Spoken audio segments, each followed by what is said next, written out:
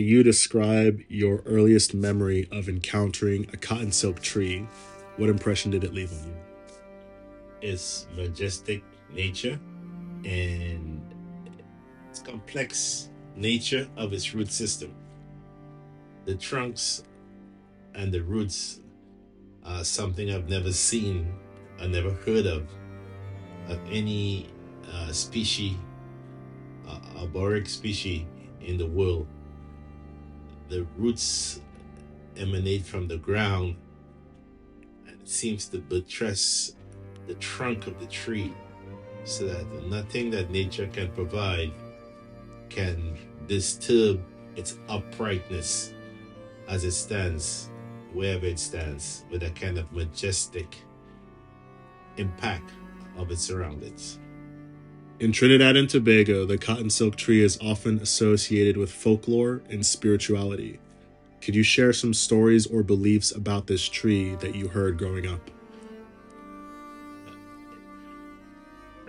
When I was a little boy living on the hillside of Bella Road, on the opposite side of Gonzales, there stood a majestic silk cotton tree. It was always spoken of in whispered tones because it was said to contain in its trunk spirits which could influence many things in life. Many a times you would see strangers from a distance going to the root system of the tree and leaving objects. I was told people would leave objects of money, objects of note, objects of love in the trunk system of the tree, but I never knew why. As I grew older and I was able to understand, I was told that since the tree had so much power to influence many things in life, and some of which were based on the occult, many people chose that way to influence their life and their livelihood, and it was a way of paying tribute to the powers of the tree. People would leave these objects in its root system. I was also told that many times people would go and leave prayers in the tree, like for example, if they had a court case and a court appearance coming up, they'll leave notes that they would like the spirits of the tree to bring back a positive outcome of their court matters and so on. So whether you believe it or not, it existed then, and it exists today, where many people believe that the tree has such a powerful influence on many aspects of life.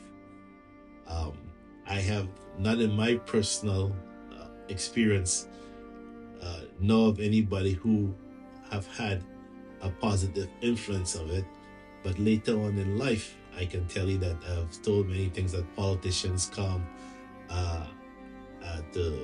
to get basically the blessings of the tree on their political fortunes and so on, and people have come and leave prayers about their pending marriages so their marriages can be successful, and many things of that nature.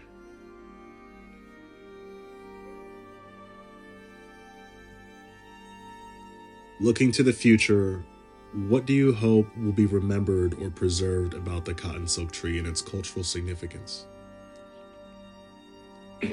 Well, first of all, I'd like the silk cotton tree to be preserved for centuries to come.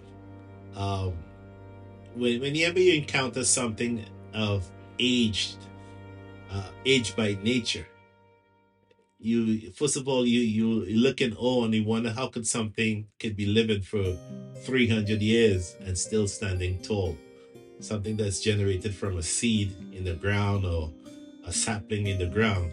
So first thing you want to make is that you wish that it would be preserved for centuries and centuries to come.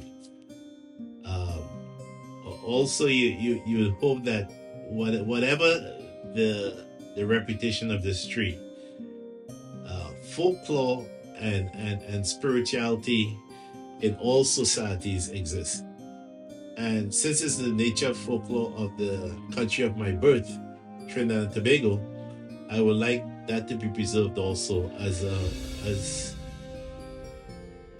a memory for those who have passed, and for a memory for those who are yet to come. That this tree stands as a witness to history, as a witness to society, as a witness to everything that we do in life. That you can always come back to this tree and say, hey, when I was a little boy, I was here and this tree existed. And now I'm an advanced age in my life and this tree still stands tall.